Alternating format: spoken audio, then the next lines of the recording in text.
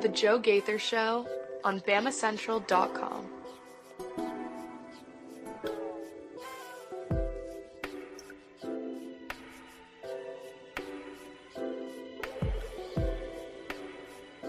Good afternoon, Tuscaloosa, Internet World, West Alabama. How are we doing today? It's Tuesday on the Joe Gaither Show on Bama Central and BamaCentral.com.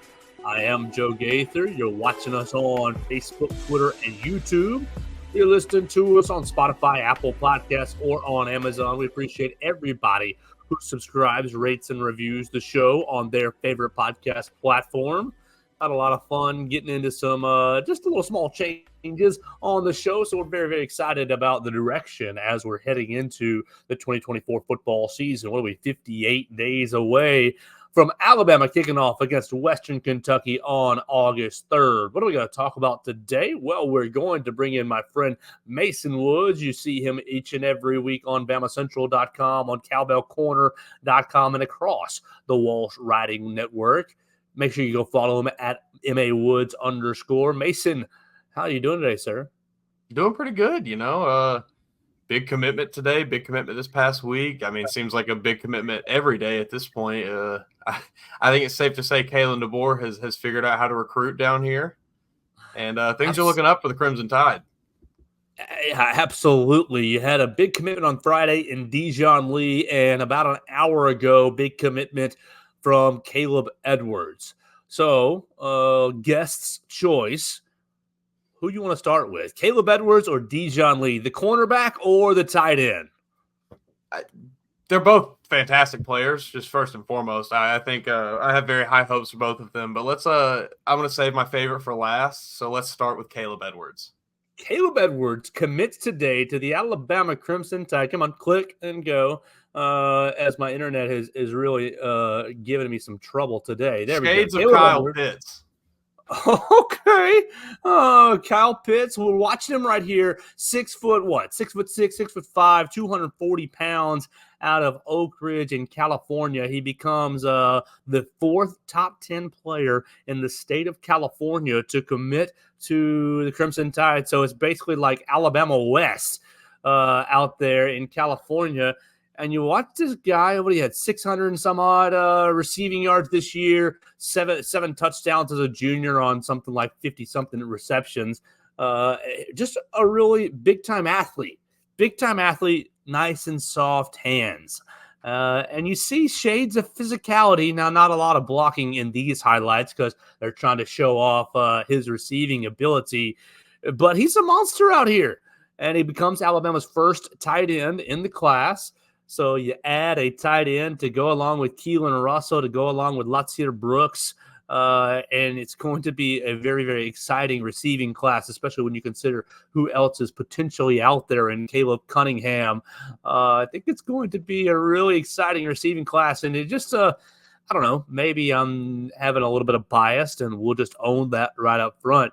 But I think that people are really, really excited about Kaleb DeBoer's offense, about Jamarcus Shepard and Nick Sheridan's offense, but really Kaleb DeBoer's kind of ability to put these guys into good position. So what do we see here as we're watching his huddle tape on YouTube, Facebook, and Twitter? We got to describe it nicely for our listening audience on Spotify, Apple Podcasts, and Amazon. He's a freak. He's one of those players you watch him, and obviously these are his high school highlights, so take it with a bit of a grain of salt, I guess. But he's not playing in slouch competition out there. But he's one of those players you watch him, and he's just the best guy on the field. Like he stands out. He's bigger than most of the people he's playing against. He looks stronger than most of the kids he's playing against. You mentioned that he's got good soft hands. Yeah, he's caught it. I mean, obviously, there's highlights. But he is catching balls that he probably really has no business catching in a lot of these clips. He's catching things that are contested. He's bringing it in close. He's really, really good. Like I said, shades of Kyle Pitts. He's a little on the thicker side maybe, but he looks like he can line up just about anywhere he wants and succeed. I like these blocking. We got some blocking highlights out here, so I like that. He's a willing blocker. Go block another guy. Oh, no, this is going to be a receiving highlight. I think that this is – okay, First off, we got to go back to January 2023. The staff as it is at Alabama, offered him a scholarship to Washington last January. So they identified him at a pretty early stage. I think that his highlight tape, Mason, is about 7 minutes of him just mossing kids. And of course, when you get to the college level, you're going to be playing more competition that's more your size and skill. But this is what you want to see out of a guy from his side. Oh, false start right there. That was a false start. But they didn't call it. They didn't call it. The joys of high school football. He gets the reception. But look, this is a player who I think you think about the great Alabama tight ends, and look, they were a little bit underutilized pretty consistently in the Nick Saban's offense. I know O.J. Howard had his great couple national championship games, but everybody wanted more out of O.J. Howard consistently. Irv Smith had a great one season, and Cam Latu had a pretty good little season. What was that, 2021? You're seeing a little bit of Cam Latu here. I just wonder how the tight end's going to be utilized in the Kalen DeVore offense. But this is a player that you got to get some got to get him involved in the passing game, because he seems to be pretty adept to making tough catches through the middle. Oh, I love this. We're blocking. We're still blocking under our man, and we got some nice little hips. Be another blocking highlight. Those are my favorite. Show me your physicality, young man. Oh, no, he's going to leak out right there and make a simple catch and break a tackle and run down the sidelines for go like a deer. That's going to be exciting, getting him out there in space. Yeah, I mean, he moves well. It looks like, I mean, if he has blocking highlights, he probably blocks pretty well. So, I don't have a lot of things to complain about given what we're seeing here. I think, obviously, like you said, he's going to be stepping up into competition that's a little more his speed, but he is still great size, great, he still has great height and great weight and everything for a tight end at this level. So I think he's gonna do well, once he gets in the weight room, once he gets in the program. I have high hopes for him. I do too. So let's just take it conceptually for the recruiting train. You got up to number 21 overall commits now for Alabama, and you're at number 2 in the recruiting cycle. And Mason, doesn't this seem a little bit to you like every recruiting cycle under Nick Saban for the last 7 years or so? Somewhere around, maybe it was the early signing date. Somewhere around 7 years ago, it seemed like it was always, we're starting slow. But then June happens, July happens, and oh my gosh, you look at the recruiting rankings and Alabama's in the top 3. Yeah, you wonder if this is something that he's trying to kind of take from the Saban playbook, start getting a little bit of a slow, because a lot of people were. You see a lot about, this Alabama, he's not going to be able to figure it out. He's not going to be able to recruit the South. He's not going to be able to do this. But by all means, he's come down here, and now that he's kind of gotten acclimated, I think he's really started to figure out him and his staff. Courtney Morgan has been hot on the trail with the tweets too. I mean, the guy, they are absolutely rolling on the recruiting trail. It seems like any player they want, they just go and get. What do you think that is? I don't want to speak ill of Coach Saban, because I don't mean to at all. I think, but I do think that this new culture, a little bit, that Coach DeBoer has brought and his staff has brought is a little more inviting. It's a little more welcoming to kids that maybe want to come in. I think it has maybe turned less of a you need us as to, we need you a little bit. Come on, buddy. Like let's get here and play. It seems like the kids are having a lot more fun, just in general. You see a lot more of it on social media now. You see things like that, but I just think, maybe the old ways had gotten a bit stale with the newest crop of recruits. And I want to build off that from what Joel Klatt had to say. I believe the Fox Sports analyst Joel Klatt late last week, coming out and saying the staff as a whole is arguably better than it has been under Nick Saban since in quite a while. And I think back to maybe Coach Saban's last great staff was probably 2015, 2016, when you had Lane Kiffin, you had Billy Napier, you had basically all those future head coaches on them. I am with you, Mason. I wonder, and look, we're not here to I will never say anything bad about Coach Saban.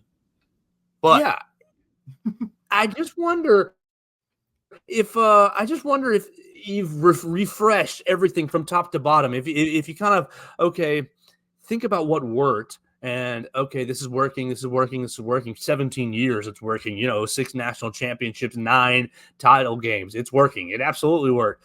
Yeah. But people complained, or people kind of maybe talked a lot of mess about Nick Saban's retirement. Oh, he's leaving because he can't keep up. He's leaving because the game has changed. He's leaving because he doesn't like the direction of the game. But really, I don't see that as a disparagement. I don't see that as Nick Saban can't keep up. I mean, the man was in his 70s. He dominated college football. I don't think he really wanted to anymore. I mean, there's so much extra that goes into it now. But if he couldn't keep up, and if he decided the game has changed and this isn't how he wanted to play, doesn't it make sense that Greg Byrne, went out and found somebody who wanted to play the game, who wanted to embrace the new ways of the ways that college football is operating? And because of that, you just combine what Nick Saban has built and all the resources that you have. It just makes, to me, everybody who's surprised that Alabama hasn't fallen off on the recruiting trail is what were you expecting? I mean, really, I'm right with you. I think I've seen a lot of the well, if it ain't broke, don't fix it sentiment, and it's like, why are we thinking that way? They have not fallen off at all. They have, if anything, gotten better this offseason in recruiting, gotten better in keeping talent, gotten better in bringing talent in. So I have no reason to doubt what he's done up to this point. Everything thus far has been really impressive. I think, just looking at the way that he has been able to, in 6 months, not even, just almost completely seems like he has a grasp on the entire recruiting, world from the perspective of Alabama. Now, he comes from Washington, where you look at some of his classes and they may not have been the most impressive on paper, given a lot of those players developed into, NFL draft picks. But like you just said, given all the resources that he has available to him now at Alabama, there's not really any reason to see why he's not just going to do even better than he did. So, yeah, anybody that is shocked by what's happening, I don't know what to tell you. You should have seen it coming. It's this is what Alabama does. They've been doing it for 20 years almost now. So there's nothing new. So why don't we talk about the guy who committed on Friday? Because I think he might be my favorite commit in the class. Dijon Lee, 6'3" cornerback. You see him on the right side of your screen right here, running the route for the defensive back, mirroring him. Yeah, he's a 5-star. He becomes Alabama's top-rated recruit in the class, and really Alabama's only consensus 5-star in the class so far. But 6'3", 190-pound corner who moves like a cat. He is, his agility. I don't know, like a power forward out there or something. Like, he's insane. I don't know the name you said before we got started, but I see Tariq Woolen. That's who. That's just, it's just the build. He's just extremely long. You don't see corners. I mean, it's happening a little more frequently in the last few years, but someone with his just 6'4", that's incredible for a corner, and to move as well as he does. Whew. All right, so I see Pat Surtain here, and it might just be his hips because of how smooth he moves. Like, no wasted movement in this guy. And that last clip is so dirty. He's tricking these high school quarterbacks like, oh, your man's open. No, he's really not. I'm waiting on you to throw that ball. He's in on basically, I mean, again, these are huddle highlights, so of course he's going to be contesting every clip that we see here. But you just see all the tools of, okay, this is a high-level athlete. Oops, switch your hips, swivel, and, I'm going to contest that catch in zone coverage. He's just got ability to, at the high school level, blanket the entire field. And you think about what Alabama's done with their cornerback class, Chuck McDonald. Now you're bringing in Dijon Lee, and you got Zamir Smith from, I believe, Maryland. You've got 3 corners who are athletically gifted and really look like they're perfectly suited for the new age of college football. Yeah, he's not afraid to get his head in there too. Man, he's laying these kids out. But yeah, this group, I am extremely excited about what they can do. You mentioned Chuck McDonald. What is that? 2 top 100 corners or something? What he's been able to do in reloading the secondary, it was something that myself and I'm sure a lot of people maybe had some concerns about. When you look at the end of last season, kind of what was going to happen moving forward. But I'm very excited about this class coming in, and as we sit here and watch his highlights, it's just blanket coverage, and then he goes and catches a touchdown. So he looks like he can do it all. So that leaves us with just kind of a recap on the recruiting. Alabama had 10, 11 guys commit in June. Already has their first commit in July in Kaleb Edwards. You can read about them on BamaCentral.com. We've got little write-ups about each and every one of them. We're trying to get in touch with them as we can, but you know how high schoolers are. What's up next for Alabama? I mean, you're still in a dead period. You're going to have another 2 or 3 weeks until Alabama reports for fall camp.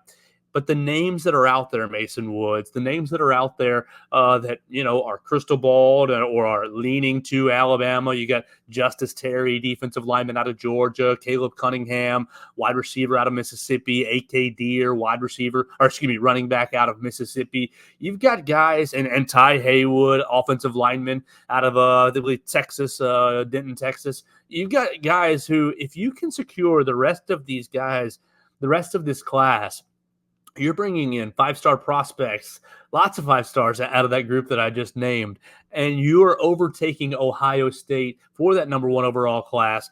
And in the span of 6 months on the job, you start off saying, "Oh, we're late. We got to get our bearings on this class. We're late." And 6 months on the job, you got a number 1 overall class. Oh man, that's I don't. That seems almost. I mean, I'm sure it is unheard of. You step into a first year on the job, you land a number 1 recruiting class. I'm not sure how many people have done that. Can't be many. Obviously he has the resources of Alabama behind him now, but it's still just wildly impressive to be a complete outsider to the Southeast and to come in here and make it his home. So if Alabama's using NIL, and I've seen lots of rumors about, they're dropping bags on kids, and they're offering $20,000 to commit. We got to wait until the December, and obviously you do have to wait until December to make sure they're all locked in. But what's the argument, or what's the condemnation? I don't understand. I've seen you get into some arguments on Twitter a couple times regarding the they don't have any value, and it's like, what do you mean they don't have value? What do those 5 stars beside his name mean if they don't have any value?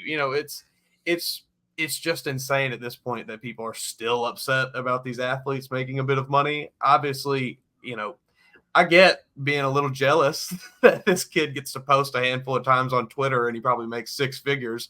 Sure, that makes me a little annoyed too, but that's the world we live in, man. I don't know what to tell you. If this had been happening for the last 15, 20 years, it probably wouldn't be as ridiculous as it is right now. All right, and so before we go to Texas and Oklahoma entering in the conference, I want to ask you again about Joel Klatt and his comments that Alabama's staff is probably, in his estimation, as good as it's ever been under Nick Saban. People took that over the weekend and really, there's no way Nick Saban's the GOAT. There's no possible chance. Is it even possible that Alabama's current staff is as good or better as any under Nick Saban? I mean, I don't think that's crazy. I wouldn't say, better than any under Saban. I think Saban, some of those staffs, you rank those with the best of all time probably. But, the last 3, 4, 5 years where you never had any security for whether your offensive coordinator, defensive coordinator, linebackers coach, cornerbacks coach, defensive line coach was going to stay.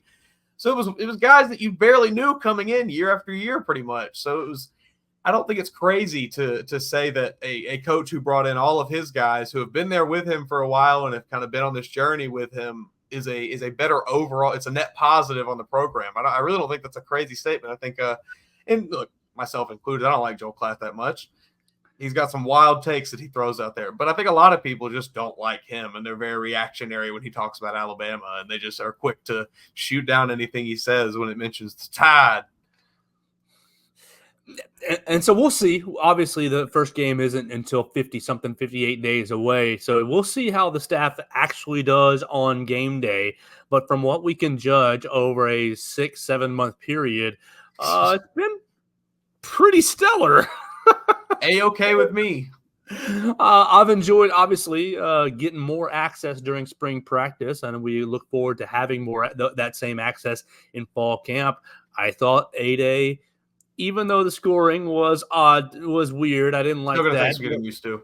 But A-Day went fine. You know, the team looked prepared. The team looked good. And then recruiting has just been same old, same old, same old. Yeah. So, like, there's not been much to complain about over a 6 month period. I think, you know, the most I've seen complained about is Bama Willie, or, you know, if that's our biggest problem, I think we're doing pretty good. We love you, Roll Tide Willie. We appreciate it. What do you make of cold? Can you explain this? You're younger than I am. What is the Courtney Morgan cold summer about? It's hot as all to get out around here. He's been hashtagging cold summer, and he's been having the guys wear the Alabama hockey sweaters, Alabama hockey stuff during their recruiting visit photo shoots, and everybody's hashtag cold summer this, hashtag cold summer that. And like me, as you know, not quite old, but not young, I'm like, oh, that's great, but I don't get it. So I had to do a little confirmation here. Yeah, so it's at least, no, as far as I know, I could be wrong, but it's a rap reference. It's a cold summer. I think it's an album. It was a very, very good album. I'm looking back through it now, and yeah, no, it was a good one. It was a DJ Mustard produced album. Okay. And now I believe, at least I've heard it a handful of other times since, it's kind of just become it's a cold summer, you know. It's kind of the phrase, I guess, if you want to say. So I think that's album. Yeah. You should give it a listen. Well, I will. Came out in 2016. Yeah, that's prime time right there. That's everybody's favorite summer. All right, I will definitely give that a listen for if it's references that I need to understand or learn. There's some good ones. DJ Mustard, he produced it, or he's rapping? DJ Mustard is a producer. Yeah. You may know him from such hits as "Not Like Us" by Kendrick Lamar. I knew that, but who's doing the actual rapping? Oh, it's all kind of people. We got, let's see, looking through the list now. We got YG, some Ty Dolla $ign, Nipsey Hussle, Quavo, some Jeezy, Rich the Kid, which he kind of fell off, but you know, it's okay. Nicki Minaj, Young Thug, Free Young Thug, Meek Mill, Rick Ross. It's a star-studded cast. Okay, well, I'm definitely going to give that a spin today for my Spotify so I can understand Courtney Morgan and his references a bit. I've been loving the GIFs that he tweets out. They're so great. I love having the coaching staff on social media. It's fantastic. You know, you had the one voice policy with Nick Saban, and obviously you understood why. But I love the interaction. And give me more. In an era where you're asking the fans to, sign up for Yay Alabama, pay us money, pay us $9 a month, $15, whatever the case may be, as far as the tiers go, these coaches better be interacting with the fan base. Yeah, I think that's, yeah. I mean, you know, there's only so much that you're going to be able to actually give people that are donating into that as far as like insight into the program, but just a little bit of interaction here or there goes a mile. I mean, that goes a very, very long way. All right, you want to talk about Texas and Oklahoma? Let's do it. Those two big blue blood programs officially joined the SEC Sunday at midnight. We didn't have an episode yesterday, Mason, so we didn't react to it. But I've seen all kinds of crazy, opinions about Texas and Oklahoma coming into the league. I love it. What about you? I think it's great for the league. I will say this. They belong on merit. They do not belong in attitude. What? What do you mean? No. They're too. I get the SEC is we're self-righteous. We're better than everyone. But Texas, you haven't earned it. We earned it. We are better than everyone. But Mississippi State and Tennessee and South Carolina doesn't have that. I've not met not one Mississippi State fan that's not completely self-aware of the team they root for. Florida, like, come on. Florida, sure. But hey, Florida earned it in the 90s. When did Texas earn it? In the 40s? Well, that doesn't count anymore. Texas just won the Learfield Directors Cup for the time in 4 years. That's the encompassing. That's like when someone argues about national championships and someone chimes in with, "Yeah, well, we win in swimming." Okay, it's an entire athletic department. They're all everyone cares about football. The SEC. We care about football, basketball, and baseball, and softball. And Oklahoma, 5 times. Oklahoma, yeah, they're very, very good at softball. Ain't good at much else. Gymnastics, aren't they? Didn't they dominate gymnastics? That's not one of the ones I listed, so I don't know. But I mean, they're impressive athletic programs that will do great things for the SEC in terms of exposure, in terms of revenue, in terms of just overall hype for the league. I'm all for bring in more teams. I'll take Florida State. Bring Clemson in. Give me Miami. Give me all of them. The next 2 additions have to be North Carolina. I like North Carolina. Bring in North Carolina and Duke and shore up the basketball conference as okay. I don't hate it. I don't hate the idea here. But I'm all for expansion. Give me the super conferences. It's more fun for the fans to get to watch good football every week and not have to sit here and watch teams play terrible teams they have no business lining up against. So from that perspective, I'm all for it. Coming to town? I sure don't. I'm happy for the Mercer Bears, and they're going to get a big old fat paycheck from that game. That's going to probably get them a new weight room or something, but no, I couldn't care less. And today's a little bit of news, just tying the Mercer concept together. Alabama announces single game tickets go on sale next Tuesday. So if you guys are looking for single game tickets, but they're only selling tickets because the good games are sold out. They're only selling tickets to Mercer, to Western Kentucky, South Florida, and homecoming against Missouri. And that's going to be a sneaky good game. You need to get those tickets. But to connect the Mercer dots together, $25 tickets to be in Bryant-Denny Stadium that afternoon. Pretty good. It's pretty good. And I see the merit in that. And, that gives everybody a chance to come see a game. Sure, that's really cool. But if I'm being honest, the people that come see that game, they're left being like, okay, that was pretty cool. They didn't get a whole lot out of it. They get to see Alabama stomp somebody for 4 hours in the hot sun. Greg Byrne, get Mercer off our schedule. Force the league to go to 9 conference games. Excuse me. And that way you can sell another $90 ticket that evening. Give us another deck at Bryant-Denny. Get us up to $150K. Really cheap. Make those tickets just a little cheaper. Give us some more nosebleeds. Well, I love Texas and Oklahoma coming in. I think it's great. I just don't like Texas and Oklahoma on principle. Well, and that's okay. Everybody's going to have their tribalism. Oh, of course. This is the SEC. Yeah, no, it feels very much as, it's very much, we've got our own thing. We've done well here. And then this guy wants to come in and step in as if he's run things for the last 20, 30 years. And look, Texas is going to do very, very well in their first year in the SEC. I think that's just a product of Texas is doing pretty good right now. You put them in the SEC 7-8 years ago, they would have tanked. So, say what you will. They're going to do well. Oklahoma, I'm not as sure about. I'm not as sold on Jackson Arnold. He did well at the Manning camp, but I have to see it in pads. I believe we did the game-by-game prediction 2 weeks ago now, and I think that I said that Alabama's going to struggle and lose at Oklahoma. I want to lock that back after doing my early game preview for Bama Central. We did that last week. I wrote it up for Oklahoma.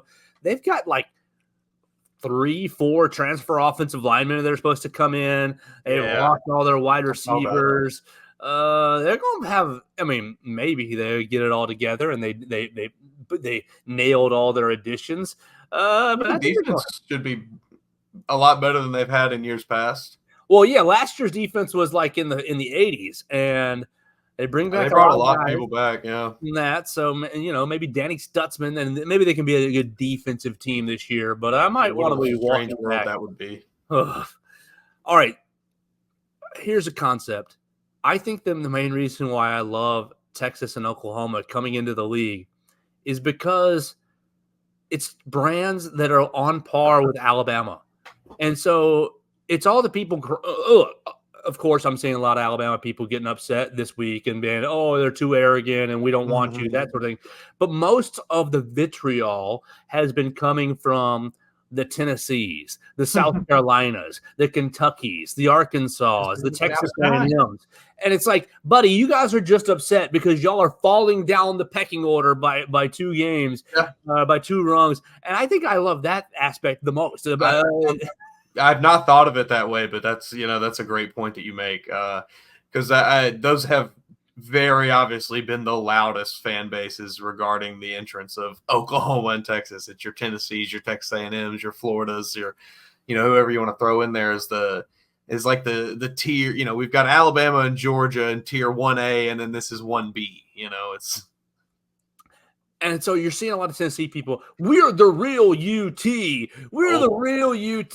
And I'm just like, ask the rest of the country who you UT. hillbillies. We don't care.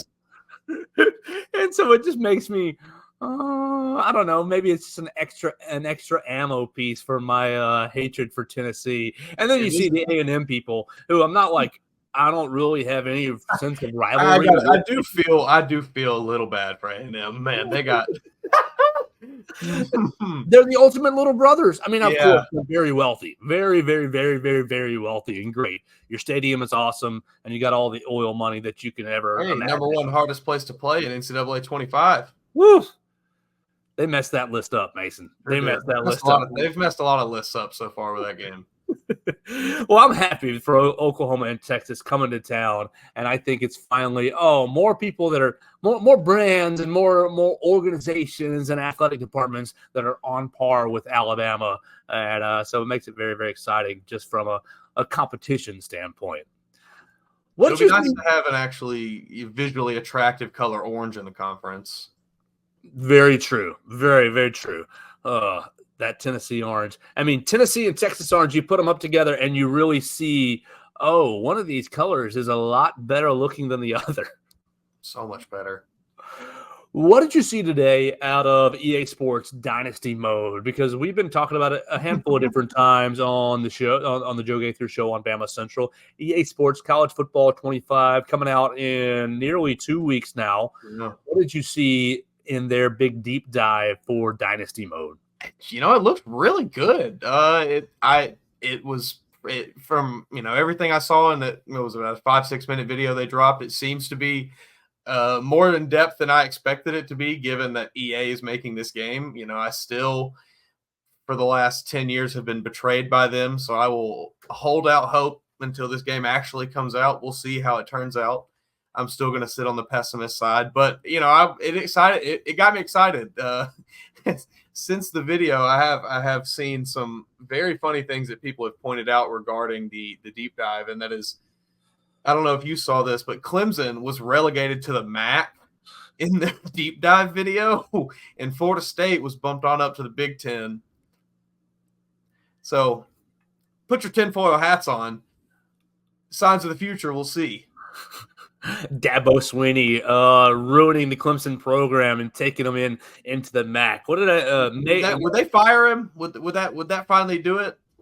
Oh, there. Yeah. Well, if the program, if the ACC fell apart to that level and their only options were the MAC, I mean, it wouldn't necessarily be his fault. It'd be the athletic director's fault. Yeah. But yeah, that would be a devastating blow to the entire athletic department.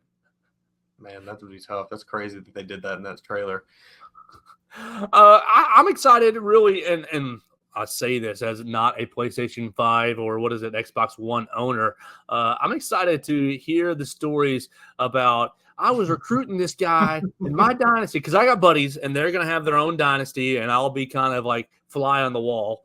and they're going to be, oh, I was recruiting Billy Bob, and Billy Bob 5-star was coming to my school, but then Billy Bob 5-star on the last day flipped to my rival school. That's going to send some shockwaves. I wonder how their algorithms and dynamics will work to simulate recruiting flipping.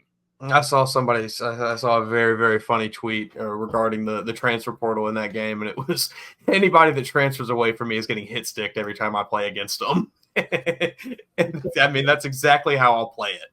You leave me, we're coming for you.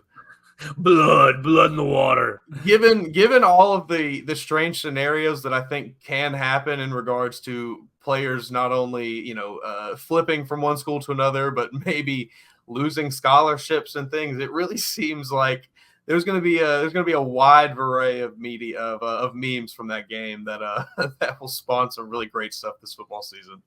Well, here's another concept I saw. I think it was Steve Wilfong from On3 Sports basically saying all the older guys getting excited about this game. Obviously, they're going to be buying it, but what's the time commitment that they're going to have to be playing it? And you think about it, the biggest complaint from college coaches is, oh my gosh, there's no off season. There's no off time. We're sitting right here in the off season, the dead period in July. This is the time that Nick Sheridan, Courtney Morgan, Kalen DeBoer, they're all getting away right now. But other than that, they're on 24/7. Do you think the dynasty mode is going to accurately capture, the time spent leading your program? I would imagine, and I have no insider knowledge to this whatsoever. This is just purely an educated guess. I would assume that there's going to be some aspect of like time passing while you're playing the game. Say if say you're sitting there having a long session for 3, 4, 5 hours, that maybe that means you've gone a week in game time or something like that. I don't really know exactly how they'd work that out, but there has to be some aspect to that because, so many of these things now are going to be time sensitive with NIL deals and transfer portal and trying to re-recruit kids to the team they've been committed to for 2 or 3 years. Well, on that same track, I got a bunch of buddies that are going to do a dynasty mode, and great for them. I hope they had a great time. But I know their schedules that are all adult men, some with families, some married, I don't think they're going to make it through an entire season because you're going to have to wait on Billy and then wait on Stevie and then wait on Charlie and then wait on, all your buddies still do their week, do their week's worth and then play their game. And maybe I'm wrong. I'm just thinking back to when I was playing Madden. It's hard waiting on your friends and you're not going to be able to get through a season. Yeah, no, I will probably not be one for many connected dynasties. It's going to be a solo shot for me. What I used to do, this is good times. Me and my best friend, we would do. One of us would play it on their computer and then just stream it to the other one, and we would just watch and we'd sim through the games. We didn't play anything. We just sim through all the games and then do the recruiting. And oh man, just some of the most fun you've ever had playing a video game. So I think on the last mode, I was still living with a roommate before my marriage, the last NCAA 13. And it was me and my roommate on the same console. And that was helpful because it was under the same file, everybody, hey, I'm doing my hour and a half and then I'm going to go do something. You go do your hour and a half. We'll kind of reconvene next week. Yeah. I think that a lot of people are underestimating the amount of seasons that are actually going to be able to get through with their friends. Solo mode is going to be the way to go. Yeah, if you thought, like you said, a Madden connected franchise was something that was time consuming, this is infinitely more in depth, and you're going to have so many more things to do and take care of and manage. But I'm all for it. All right, and you're going to be a part of it. You're going to be letting us know how the game goes on the Joe Gaither Show. Who is the first dynasty or program you're going to be taking over? Because it's not Alabama. Nobody's taking the top dogs. Who's the who do you think you're going to be trying to rebuild? I've been thinking about this extensively, and my heart always lies with Georgia Tech. So there will be a Georgia Tech playthrough at some point because I will hold this opinion till I die. It is absolutely absurd that they are in the heart of Atlanta and can't do better than they do. But if I'm a big uniform guy also. So I got to think about that. And Georgia Tech is very weak in the uniform department. So that's going to be a tough swing. I really like Tulane. They've got some great uniforms, a little bit underrated. They've been on the upswing the last 4, 5, 6 years probably, but that'd be a fun one. You always got to love one of the colored field teams, Boise State, Coastal Carolina. You could do Eastern Washington, I think, has a red and black field or something. Yeah, always one of those. I don't know. It definitely won't be a Power 5. That's a given. It'll be a Group of 5 team. I can tell you that for sure. I haven't fully decided though. All right. Well, when you decide, we're gonna make weekly updates. A part of this, the back part of our visits. We're gonna figure out what's going on with Mason's connected franchise, whether he's got Coastal Carolina. They're not releasing it on PC. See, that's messed up. Hates people. That's messed up. That's messed up. All right. Well, maybe we'll postpone that until you get yourself a console. It'll happen relatively soon. I need to play it. Let's get out of here for the day, Mason, unless you have other Alabama-centric, SEC-centric topics to throw at us. That's all I got for you. All right. We will get excited about Kaleb Edwards. We'll get excited about Dijon Lee and pay attention to more Alabama football recruiting as the cold summer. Now we know what the cold summer is about. I'm going to spend the rest of my afternoon listening to this DJ Mustard album. I did know he was a producer. He does all the beats. DJ Mustard on the beat. Yeah, so we'll check out his album right there so we can understand Courtney Morgan a bit better. Make sure you follow Mason Woods at MAWoods_ on the Twitter machine. You can follow me at Joe Gaither6 on whatever social media you like.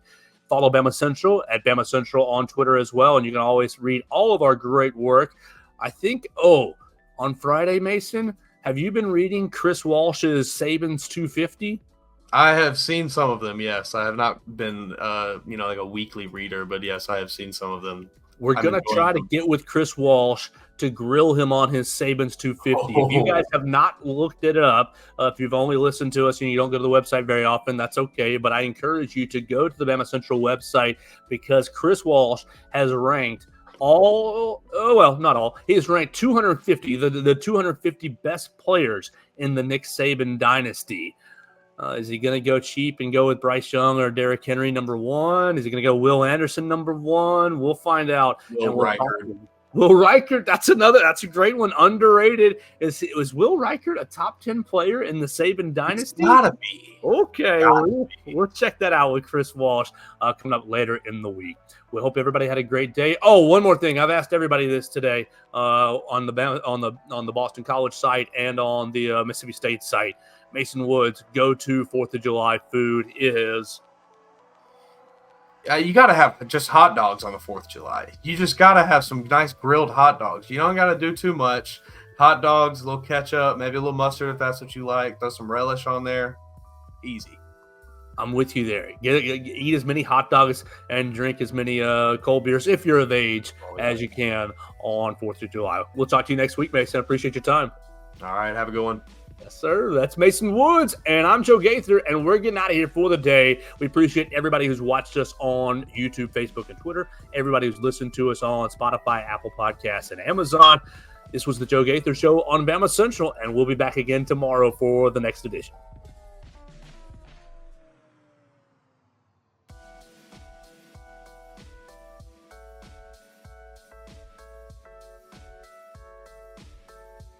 Thanks for joining us on today's edition of the Joe Gaither Show on Bama Central. Keep up with Joe on all his social media pages at Joe Gaither6. Subscribe, rate, and review the show on Spotify and Apple Podcasts, and be sure to read us daily at BamaCentral.com.